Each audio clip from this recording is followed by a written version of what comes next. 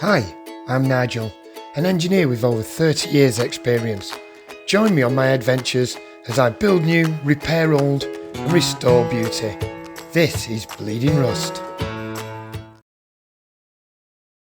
Hello and welcome to the very first episode of Bleeding Rust. You join me here in my workshop and I'm sat on the very bench that I do most of my projects on. For this first episode I thought I'd tell you about the workshop, show you around, and tell you about some of the changes that I want to do in the workshop, and I give you a little bit of the history behind the workshop as well. The workshop was originally built by my father. It's actually made of 2 shipping containers with a gap between and a roof put over the gap. It works really well. You'll see that as I show you around. The space itself is really important to me and close to my heart because I lost my father 2.5 years ago to the coronavirus, and this was his favourite place. He used to potter around in here. He had an old vintage tractor he used to do up and invent crazy things in this very workshop. Since he died, I've taken over the workshop, and this is now where I do my projects and where a lot of the work that will be on my channel will be taking place. There's a lot of changes I want to do to the workshop, make it more efficient, put my stamp on it if you like, but at the same time I don't want to lose some of that charm that my dad created, because it is part of what makes me feel closer to my dad when I'm working in here. You'll see that as we go around. As much as I loved him, he was a bit of a hoarder. I've already got rid of, I would estimate 2 tons of steel and parts that are now obsolete and that were important to my dad obviously, but not to me. So nothing sentimental. I've kept a lot of stuff as well. There's some really cool stuff that I want to use in some of my upcoming projects as well.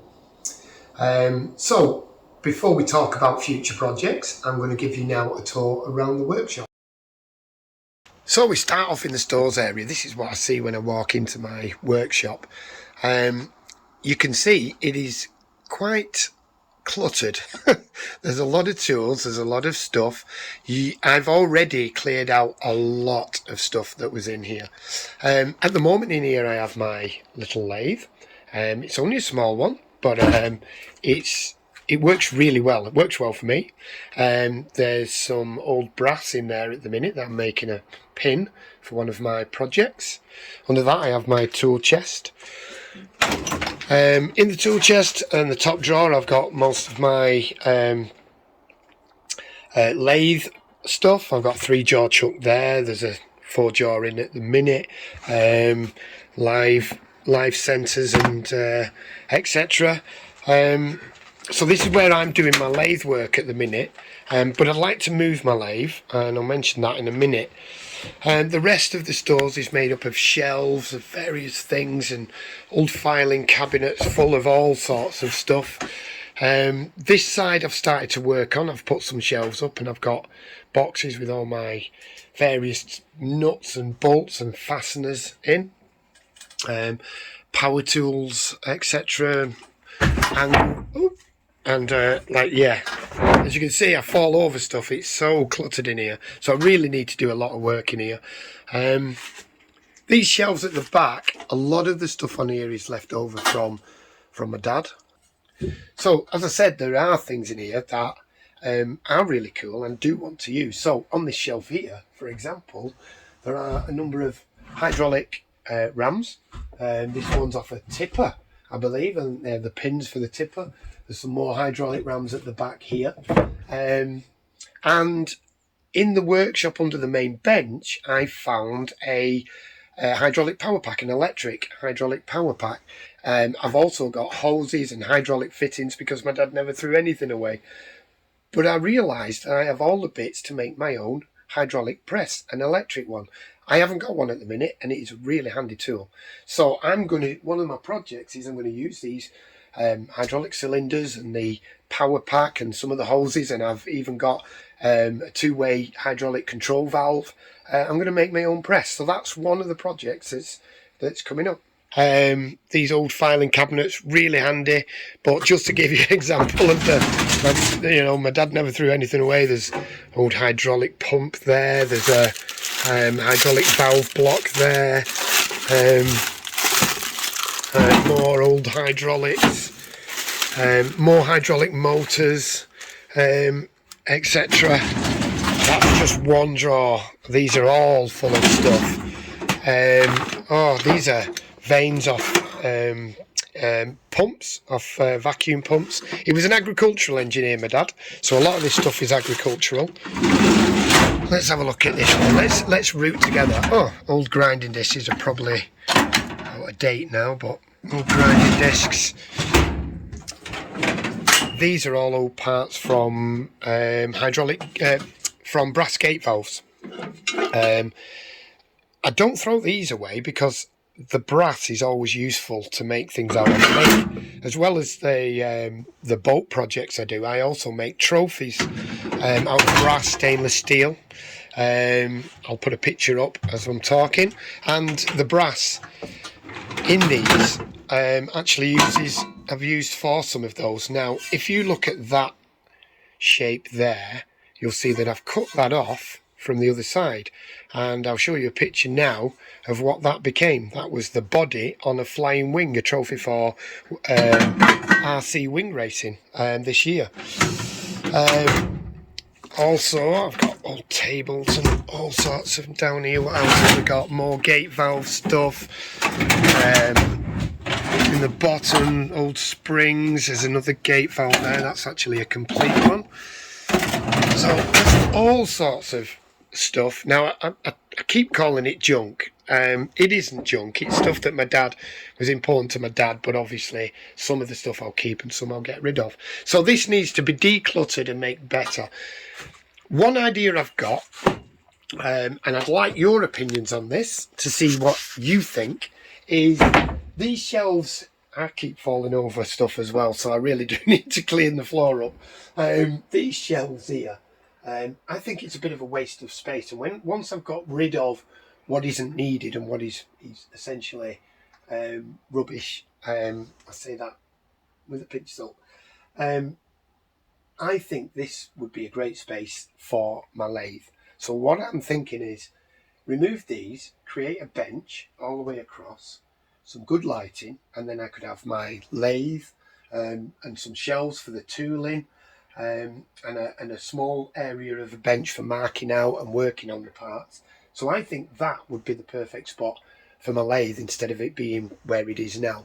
But you let me know in the comments what you think. I think also I've got shelves on both sides, as you can see. If we turn round, I've got shelves on this side and I've got shelves on that side. That's great. But I think that this area here where I have my lathe now, if I was to open this up, I could have more tooling in here and another area. And I'm thinking maybe another workbench along this back wall here. So let's move now into the main workshop, and I'll show you now how that works with the storage container. So at the moment we're in essentially the left-hand storage container, and what my father did was very cleverly cut a door into the side. So this is the outside wall of what is essentially a storage container. So as we walk through, it takes us into the main workshop.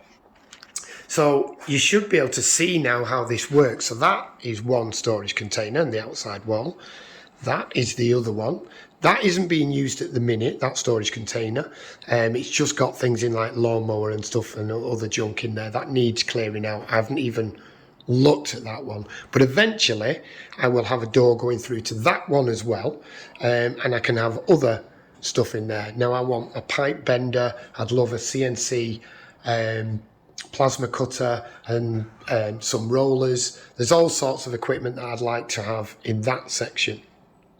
So this is the main workshop, and as you can see, between the two storage containers is built a roof over the top, put a gable end at that end, and then double opening doors at this end to create the space.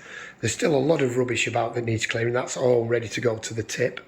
But working around the workshop itself, We start off on this side. I've got a pillar drill. It's an old one, but a really good one. It works really well. No intentions of getting rid of that. It's got years of life in it. This is my belt sander. It's only cheap, but it works really well. Chop saw. That I'm going to change. It does do metal and wood, that chop saw, but it's not ideal for metal. It'll do aluminium and light walled metal tube, etc., but it's not ideal. So I am in the process of buying a band saw. I'm thinking that the band saw will go against this wall for now, and before I move into the other unit, I'm thinking roughly here I'll have the band saw in that area there, and then have racking on the wall for flat bar and tubing, a bench then that leads up to the bandsaw, same level, so I can take stuff off the wall onto the bench, slide it in, cut what I need, and then put it away again. I think that'll be really efficient. So that's what I've got planned for that wall. Let me know in the comments what you think. Moving on, this is the main bench. It's not ideal where it is right now, simply because it's closed off on two sides. The bench, ideally, you need to walk away round all four sides. So what I'm planning to do is, with that, is to create a bit more floor space. There is quite a lot of floor space. I'm sure in the video it doesn't come through just how much space there really is. But what I plan to do is I want to raise this bench because it's too small. I'll remove these and I'll make a brand new bench, waist height, because I don't know if it comes across, but this is actually knee height. These are knee height, and it's murder on your back working on it. So I want to raise these to waist height, a more comfortable height, and have the bench a little bit narrower and going all the way across to here, with cupboards underneath and then shelving above. There's stuff here left over from where my dad had it. I still haven't moved. All that needs moving. He actually built a swinging crane over the top. I'm going to keep that in there because it's handy if I get anything really heavy, but I'm not sure what I would have that's be that heavy that needs a crane, but it's handy to have. So that bench is going to get changed and raised, and then that should give me the space to move this bench lengthways in the workshop so that I can work all the way around it. At the moment, my welding area is in this corner. Once the bench is moved out, I'd like that to move to this corner, and that will clear space for the saw and the area there for the racking for materials. But at the moment it's in this corner. I've got, this is my AC/DC TIG welder, one of my favourite tools. It's a Welbeck Entrix 200. I can't recommend it highly enough. I'm not sponsored for any tools, but you know, if I like a tool, I'll tell you it's good. If I don't like a tool, I will tell you that it's not so good. But this cost me around £700, and for those that have been looking to get a TIG welder, especially AC/DC, you'll know that that is not a lot of money. It does everything. It'll weld stainless, mild, aluminium. It's a really good stick welder. It's got memory on it, so you can set your settings and create and save a memory so you can quickly go back to it. It's got AC balance. It's got AC frequency control. It's got pulse on it. You know, so for anybody who does do TIG, and we will be doing some TIG, and I'll be explaining some of these things in some of my future videos. For anybody who does do TIG, this does everything you need it to do, and it does it really well. Moving on, this is my little plasma cutter. This was really cheap. I think it was around £150, £160. I didn't have a lot of money at the time, and I desperately needed a plasma cutter because I had some aluminium to cut. And plasma is one of the best ways for cutting aluminium. And yeah, I think it was £150, £160, and it's been absolutely brilliant. I've cut 12mm thick steel with this. You know, that's like 1/2 inch for any American viewers. 1/2 inch thick steel with such a cheap, small unit, and it's worked flawlessly. The consumables for it are really cheap and easily, you know, they sell the consumables for the torch. The torch is here on Amazon, and I think it's something like £15 for a set of 10 full set of consumables. So I'm running an argon, of course, because I'm using the TIG. I do want a bigger bottle, but there's a shortage of bottles at the minute, and I can't get hold of a bigger bottle, but it does the job. So that's the general workshop. So I hope you enjoyed that little tour of my workshop and the space that I've got and some of the things that I want to do with the space. I'd love to hear your comments on what you think I should do with the space and what you think I've got so far. Do you like it? Is there stuff that you do different to what I've suggested? Please do leave comments down below, because I'd love to hear what you think. Future projects coming up. So there's going to be, I'm hoping to do one video a week as best that I can. More if possible. But filming, I'm quite new to this, so you bear with me. I'm going to get better filming equipment and hopefully better microphones. I'm learning a lot from Andy and Melissa from Sailing Melody. They've sort of taken me under their wing when it comes to YouTube content and the filming. So that is in itself a project. As for the actual metalwork and the engineering projects, this is the next project that I need to finish because it's quite urgent. This is from Sailing Melody. For those that haven't watched Sailing Melody's channel, I'll put a link in the description below. But they're a lovely family, Andy, Melissa and Captain Jack, and they're restoring an old 1980s steel-hulled sailing boat, and I've been helping them with a lot of the welding and repairing some of the parts on the boat. Their plan is to fully restore that and sail the world eventually. This is the top swivel from the mast, and it used to have a tab at the bottom with a shackle and a rope, and a tab at the top with a shackle and a rope, but as you can see, that top tab has broken and snapped off. To replace this would cost over £1,500 because they don't make them anymore, and they'd have to make a special. So what I'm doing is I'm transferring from the side that used to have a tab to the side that didn't, and I've marked it out already, and I've just got to finish that. We've got to remove this material. I'm going to do that with a wood router with a tungsten carbide bit, and essentially it'll be a handheld milling machine to create to create that on the other side, on this side. I'll also clean it up because it's looking pretty sorry for itself. So that's coming up very soon, so watch out for that one. There are other projects coming up as well. I've got a solar arch to make for Sailing Melody, as well as a solar arch to make for a lovely chap called Ben who runs Pro Marine Store. So those projects are coming up. Those are something I'm really looking forward to because it really gets into what I love the most, and bending the tubing and TIG welding it all together and creating something quite unique, as they are quite a bespoke thing for a boat. So yeah, so those are coming up as well. Lots of little projects as well as the work that I'm going to be doing to the workshop. So I hope you join me for future videos. It would be an absolute honour for me if you would subscribe to the channel and help me build the channel, and like the videos if you like it. It would really help me build up the channel, and hopefully I'll be bringing you some really cool and interesting content in the very near future. So thank you for joining me.